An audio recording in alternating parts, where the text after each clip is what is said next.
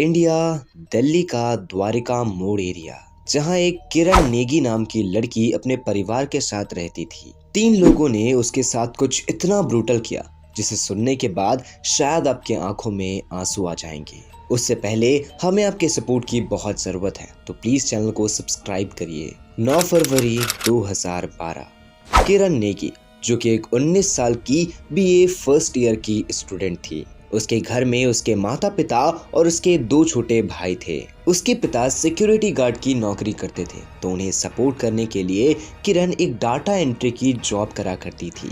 उस दिन लगभग रात के 8:30 बज रहे थे। वो बस स्टॉप से उतरती है और अपने 3 दोस्तों के साथ पैदल पैदल घर जा रही होती है। लेकिन घर से थोड़ी देर पहले ही एक लाल कलर की गाड़ी उसके सामने आकर के रुकती है, जिससे 3 लोग बाहर निकलते हैं और वो जबरदस्ती किरण को गाड़ी के अंदर ढकेलना शुरू करते हैं। उसकी वो तीनों दोस्त उसे बचाने की कोशिश करते हैं। उसी रास्ते में चल रहा हुआ विकास नाम का लड़का भी किरण को बचाने की कोशिश करता है, लेकिन वो तीनों लड़के किरण को अपनी गाड़ी में बैठाते हैं और उसे लेके चले जाते हैं। किरण की वो दोस्त जा करके उसके घर में ये सारी चीजें बताती है कि एक लाल कलर की गाड़ी से 3 लोग उतरे और उन्होंने जबरदस्ती किरण को अपनी गाड़ी में बैठा करके ले गए। उसके पिता जैसे ही ये चीज सुनते हैं वो बहुत ज्यादा घबराते हैं और भागते हुए पुलिस स्टेशन पहुंचते हैं। वहां जैसे वो ये सारी चीजें पुलिस को बताते हैं तो पुलिस रिपोर्ट लिखने से मना कर देती है और वो ये कहती है कि हो सकता है आपकी बेटी किसी दोस्त के साथ गई होगी, वो कुछ टाइम के बाद वापस घर आ जाएगी।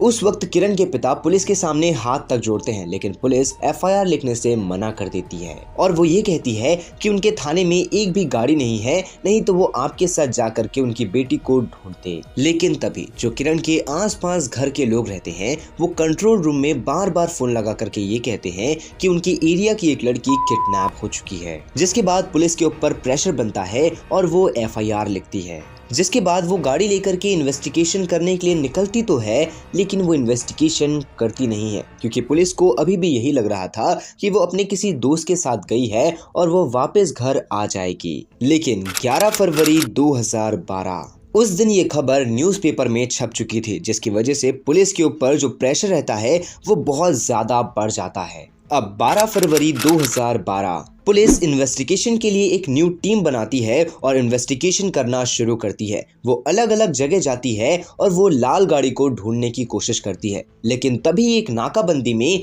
वो लाल गाड़ी पकड़ा जाती है। वो लाल गाड़ी को एक लड़का ड्राइव कर रहा था जिसका नाम राहुल था। राहुल से पूछताछ करी जाती है, लेकिन तभी वो घबरा जाता है। पुलिस को अब राहुल के ऊपर शक जाता है और वो उसे कस्टडी में लेती है। अब पुलिस उससे इंटरोगेशन करती है, जिसमें वो ये बताता है कि हाँ, उसने ही 9 फरवरी 2012 को अपने दोस्त विनोद और अपने भाई रवि के साथ एक किरण नाम की लड़की को किडनैप किया था। जिसके बाद जो पुलिस रहती है वो विनोद और रवि ये दोनों को अरेस्ट कर लेती है। अब ये तीनों को एक साथ बैठाया जाता है और इनसे इंटरोगेशन करी जाती है, जिसमें इनसे सबसे पहले ये पूछा जाता है कि उस लड़की की करंट लोकेशन क्या है, यानी कि वो लड़की कहाँ पर है। तो ये तीनों बताते हैं कि वो पास के ही राहुदाई नाम के गाँव में है। पुलिस 13 फरवरी 2012 को वो गाँव में जाती है, जहाँ पर एक सरसों के खेत में उन्हें किरण की बॉडी मिलती है। पुलिस जैसे ही उस बॉडी को देखती है उनके पैरों के नीचे से जमीन खिसक जाती है, क्योंकि किरण की बॉडी के ऊपर एक भी कपड़ा नहीं था। पुलिस को आसपास से कुछ बालों के सैंपल मिलते हैं,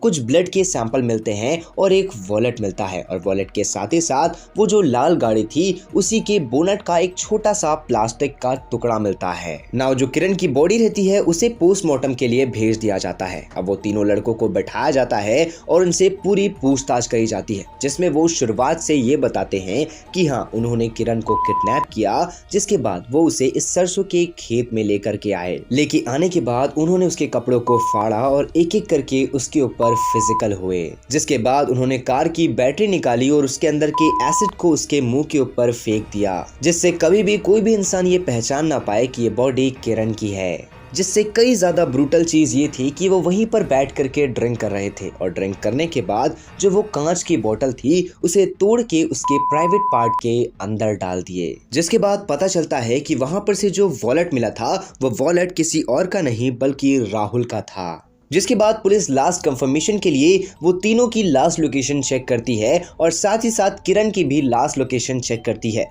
तो वो तीनों की लास्ट लोकेशन वही गांव की आती है, जिससे ये चीज तो प्रूफ हो जाती है कि ये तीनों ने ही इतना ब्रूटल काम किया था किरण के साथ। नाउ ये केस 2 साल तक गोइंग ऑन रहता है और सेशन कोर्ट ये तीनों को फांसी की सजा देती है, जिससे बचने के लिए ये केस को ये हाई कोर्ट दिल्ली में लेकर के जाते हैं, लेकिन दिल्ली के हाई कोर्ट ने भी इन्हें सेम फांसी की सजा दी। अब ये इस सजा से बचने के लिए डायरेक्टली सुप्रीम कोर्ट में जाकर के अपील करते हैं। सुप्रीम कोर्ट में ये जो केस रहता है ये बहुत लंबा चलता है और लगभग 2022 में सुप्रीम कोर्ट कुछ ये कहती है कि जिन्होंने किरण को किडनैप किया था वो तीनों के फेस में कपड़ा था, जिससे ये चीज प्रूफ होती है कि हो सकता है ये काम इन्होंने नहीं किया है। और जो पोस्टमार्टम की रिपोर्ट थी उसमें जो डेथ का टाइम था किरण का वो भी कंफर्म नहीं था, जिससे हो सकता है कि जो किरण की बॉडी होगी वो लगभग 2-3 दिन तक वो खेत में ही होगी, जिसकी वजह से हो सकता है कि ये जो भी काम है ये इन तीनों ने नहीं बल्कि किसी और ने किया है, जिससे ये चीज प्रूफ नहीं करी जा सकती कि किरण के साथ जो भी हुआ है वो ये तीनों लड़कों ने ही किया है। और इसके बाद सुप्रीम कोर्ट ये तीनों लड़कों को बाइज्जत बरी कर देती है।